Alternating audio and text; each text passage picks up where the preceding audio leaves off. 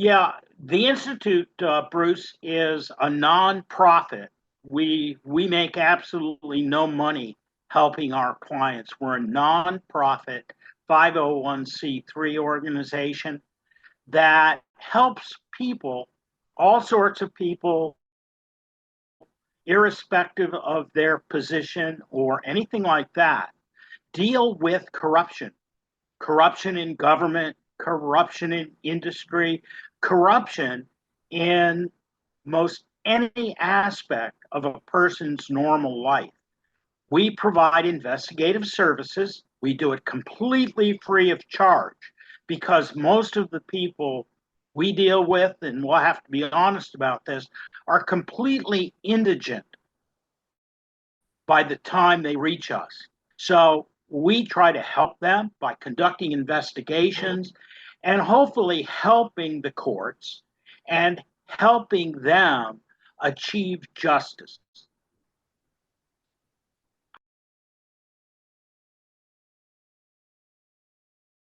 Let me start off by giving a little background. I'll only take a second. In January of this year, we were approached by Dena Arrison, who had been referred to us by one of our previous clients. And this was in January of 2025.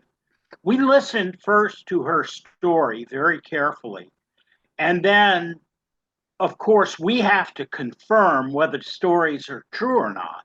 And that's one of the reasons we conduct our investigations. Our investigations use very, very, very strict guidelines. Before we can do anything to help a client, we have to independently prove that what they are saying establishes what they call legally probable cause to believe that it's true or not. If we can't establish probable cause to believe, we would have no standing in either a civil or a criminal court at all with anything that we say. So that's why we are so careful to follow very strict guidelines. Now, in Dena Arrison's case, from January through March of 2025, we conducted an incredibly intense investigation. We took literally thousands of documents, reviewed those documents, and wrote an extensive report that we provided to Dena as our client. What we found in that report against the legal test of probable cause to believe was pretty startling. And it was startling in the following ways. Dena owns a 22-acre prime farm in Princeton, New Jersey, adjacent to the Princeton Theological Seminary. What Dena wanted to do after the passing of her husband and several members of the family in pretty short succession was to donate a major portion of her farm to Princeton Theological Seminary as a legacy to her lifetime work as a farmer and as a legacy to her entire family. What she was doing on the farm at that time was operating a Christmas tree business. She was a hardworking, simple person who wanted to donate at over $1 million, $1.5 million in theological seminary to do good deeds. So she came up with a good idea. She said, hey, if I could sell my property to the Presbyterian Church, in this case, Presbyterian Theological Seminary, I could make a donation by giving them my farm, letting them buy it for much less than its appraised value. And the truth of the matter was that her farm was worth $2,450,000. So what she did is she sold them sold the farm to them, Presbyterian Theological Seminary, for over $1.5 million less than its appraised value as a donation to do good Christian deeds. Well, to make a very long story short, Presbyterian Theological Seminary and its board of trustees had a completely different idea. In fact, from the very beginning, they were implementing a well-oiled scheme that had several steps involved in it so that they could claim ownership to her farm, violate the donation agreement that she had with them, and then develop the farm. Now, what they did is they started off in 2008 with a contract of sale, which set the stage for later Princeton Theological Seminary and its board of trustees to buy the farm. The next thing that happened was that Dena was enticed. She was told things like, you can live on the farm until you retire in 2020 with absolutely no rent, or $1 a year of rent. You can continue to operate your Christmas tree farm because we know that's your only income. And what else we're going to do is we're going to give you a $50,000 loan to lock you into the contract of sale and then help you pay off all of the closing fees at the time of sale. Well, according to the original contract, the sale was supposed to take place in 45 days.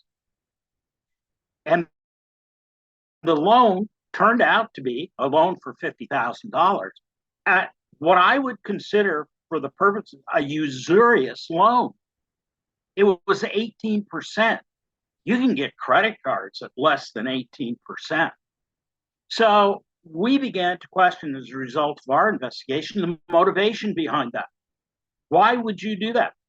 Well, the next step after enticing Dena to go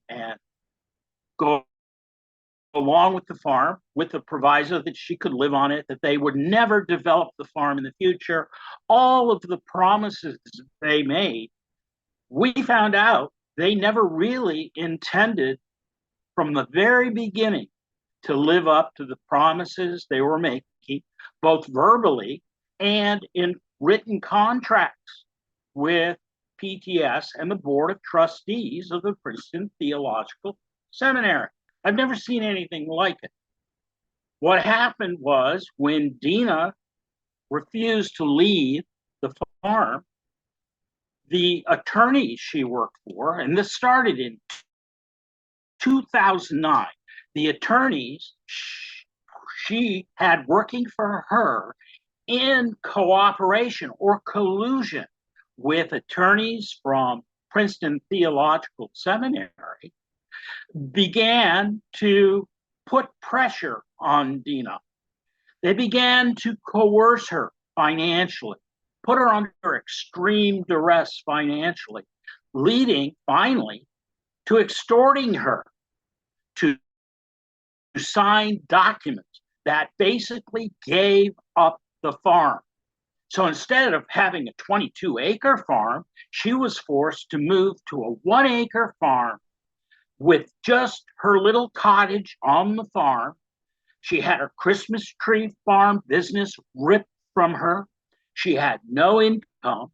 And now lawyers, for both her own lawyers and the lawyers for PTS, were now churning legal fees at an astonishing rate, hundreds of thousands of dollars of attorney's fees, in order to force her off her property. These attorneys, a cabal of New Jersey attorneys and the Superior Court in Mercer County, New Jersey, all got together and they evicted her from the farm. They just evicted her, threw her off. A large contingent of police came forward. out of the Lawrence Police Department in New Jersey with all of their gear and all of that sort to throw her off the farm. Just one problem. Dena was in the hospital. She had a broken hip. The court and the attorneys forced her from her farm and then left her destitute, so she could no longer afford to get legal help that she needed, integrity, honesty, and attorneys willing to truthfully represent her. And that is kind of where Dena is right now.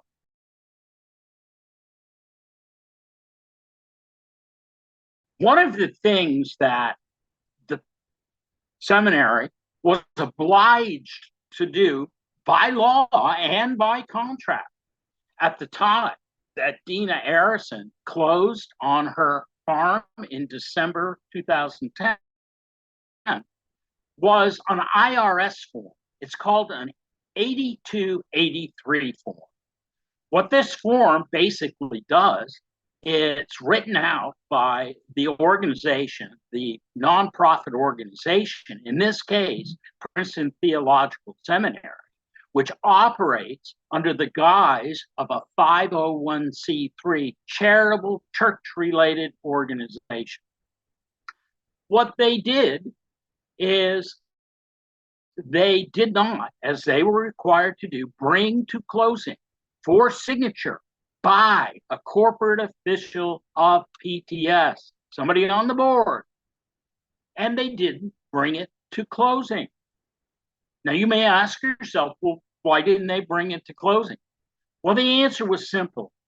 In order to keep Dena destitute, with no money to support any legal help at all, they didn't sign it. And they did it in retaliation. What they wanted to do was for the IRS to take a look at what had happened at a distance in Washington, D.C., or wherever their offices were located, and say, hold it, this is capital gains. She made money on this, so she has to pay taxes on it. Well, out of the clear blue sky, Dena gets a letter. This is several years later, a letter from IRS telling her that she owns over $550,000 in back taxes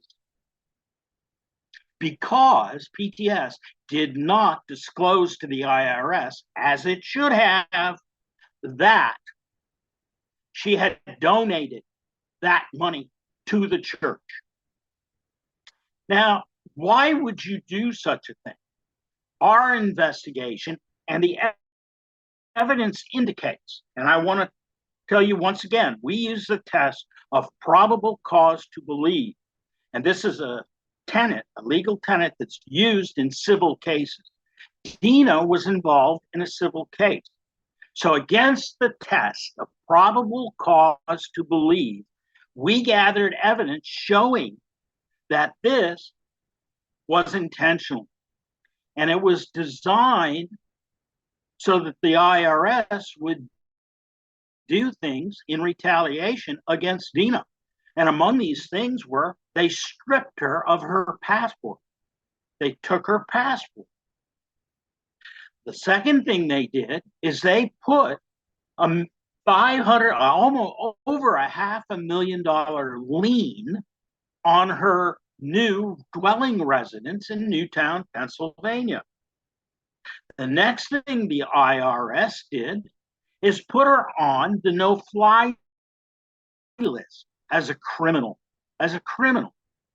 And all of this because she tried to donate over $1 million as a legacy to her family and her children. What happened, to put it clear and simple, was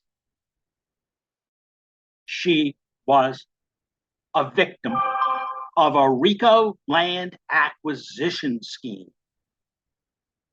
That's what the evidence showed. Now, you know that we're in court right now. Tomorrow, I have to go to a major hearing in the Superior Court of Mercer County in New Jersey to be with Dena. One of the things that we've experienced in this is that the court refuses to accept this new, brand new, never heard before evidence before the court.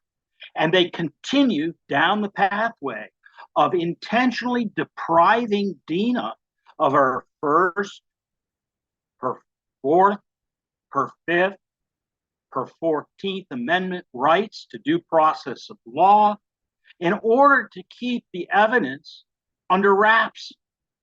In other words, they do not want our report, ICM's report, to be public. So I'm going to ask a favor of anybody who views this long tape.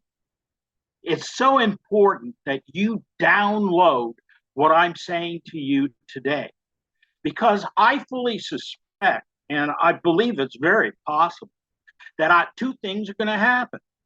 I will be arrested for helping Dena Arrison, or the court will apply injunctive relief. In order to cover this whole thing up, you will want to physically download this video, and then separately send it to everybody you know, your entire Rolodex. Because by tomorrow this time at 2:00, I will be under a court order where I can no longer speak out, or they will hold me in contempt